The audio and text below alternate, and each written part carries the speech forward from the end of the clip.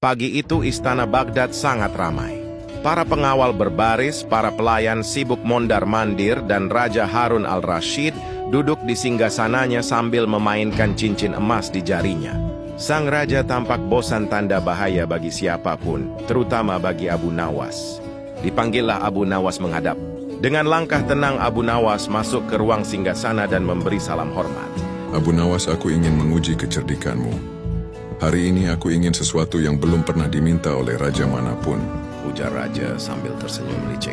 Abu Nawas menelan ludah. Perintah apakah itu, Paduka? Raja berdiri, memandangnya lekat-lekat. Bawakan aku sebutir telur emas sebelum matahari terbenam. Ruangan langsung hening, sudah bisa menebak betapa mustahilnya itu. Abu Nawas membungkuk hormat. Baik, Paduka, meski hamba belum pernah melihat ayam yang bisa bertelur emas. Raja hanya tertawa kecil. Kalau ada yang bisa melakukannya, itu pasti kamu. Abu Nawas pun keluar dari istana dengan langkah pelan, memikirkan bagaimana ia bisa menyelesaikan perintah yang bahkan tidak masuk akal. Keluar dari istana, Abu Nawas berjalan menyusuri pasar Baghdad yang ramai. Kepalanya penuh oleh satu kalimat, telur emas sebelum matahari terbenam. Ia berhenti di depan seorang penjual ayam. Pak, ayammu bisa bertelur emas? Pedagang itu tertawa keras. Kalau bisa, aku sudah jadi saudagar terkaya di Baghdad. Abu Nawas mengangguk. Betul juga. Ia lanjut berjalan ke lapak burung merpati. Merpatimu bertelur emas. Si penjual menatapnya aneh. Kalau merpati bisa bertelur emas, aku tidak jual, aku simpan sendiri. Abu Nawas menghela napas panjang. Tidak ada makhluk hidup yang bisa memenuhi perintah raja. Kalau begitu, Ia memandang ke langit, seolah mencari inspirasi. Saat itulah ia mendengar keributan dari dua pedagang karpet. Aku tak bisa menjual karpet ini karena kau menghalangi lapakku. Mana buktinya aku menghalangi? Kau yang mengganggu daganganku. Abu Nawas tersenyum kecil.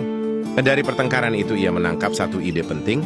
jika sesuatu mustahil, maka yang harus kubuat adalah pengertian baru tentang yang diminta raja. Ia berdiri tegak, mengusap janggutnya dan berkata dalam hati, Baiklah, Paduka, jika engkau meminta telur emas yang tidak mungkin ada, maka aku akan membuatmu mengucapkan sendiri apa itu telur emas.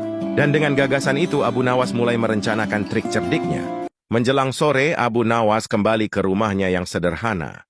Ia membuka lemari kayu tua, mengeluarkan sebuah keranjang besar yang biasa ia pakai untuk menampung pakaian. Aku tidak punya telur emas, tapi aku punya sesuatu yang bisa membuat raja mengakuinya tanpa sadar. Ia membersihkan keranjang itu sampai mengkilap, kemudian menutupnya dengan kain. Raja ingin bukti, baik aku akan memberinya sesuatu yang tak bisa dibantah, bukan dengan benda, tapi dengan kata-katanya sendiri.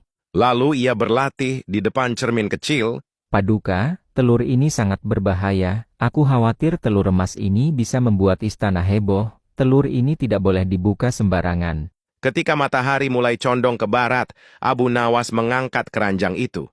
Meskipun kosong, ia pura-pura bersusah payah mengangkatnya, memamerkan wajah tegang seolah membawa benda sangat berat. Dengan langkah teratur, ia menuju istana. Para pengawal yang melihatnya langsung berbisik-bisik. Itu apa? Mungkinkah benar-benar telur emas? Aku tidak percaya. Abu Nawas hanya menundukkan kepala, menjaga kesan misterius. Ia tahu, setengah rencananya sudah berhasil karena rumor di istana akan menyelesaikan sisanya. Setibanya di depan raja, Abu Nawas meletakkan keranjang itu. Paduka, hamba membawa telur emas yang Paduka minta. Raja dan seluruh penasihat langsung mendekat, matanya berbinar penasaran. Namun, Abu Nawas mengangkat tangan, melarang mereka membuka keranjang. Paduka tidak boleh membuka keranjang ini sebelum hamba menjelaskan sifat berbahaya telur emas tersebut. Ruangan istana pun langsung sunyi. Semua mata tertuju pada Abu Nawas dan pada keranjang misterius itu. Raja Harun al-Rashid menatap keranjang besar di hadapannya dengan penuh rasa ingin tahu. Abu Nawas, di mana telur emas yang kau bawa? Abu Nawas membungkuk dengan sopan dan berkata dengan suara lembut, Paduka, telur emas itu memang tidak bisa dilihat. Semua orang di istana terdiam. Para penasihat saling berpandangan sementara raja mengangkat alisnya. Abu Nawas melanjutkan, Tidak ada ayam atau burung yang bisa bertelur emas, tetapi ketika Paduka memerintahkannya, perintah Paduka menjadi sesuatu yang sangat berharga. Raja berpikir sejenak lalu tersenyum. Jadi yang kau maksud telur emas itu adalah kata-kataku sendiri?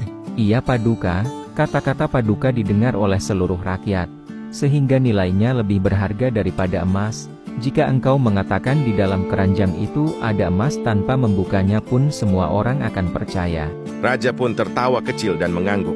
Engkau benar Abu Nawas, aku harus menjaga ucapanku. Sebagai tanda senang Raja memberi Abu Nawas hadiah dan memujinya. Abu Nawas pun berpamitan dengan senyum bahagia. Sejak hari itu, orang-orang Baghdad sering menceritakan kisah ini kepada anak-anak mereka, agar selalu ingat bahwa berkata baik dan bijak jauh lebih berharga daripada emas.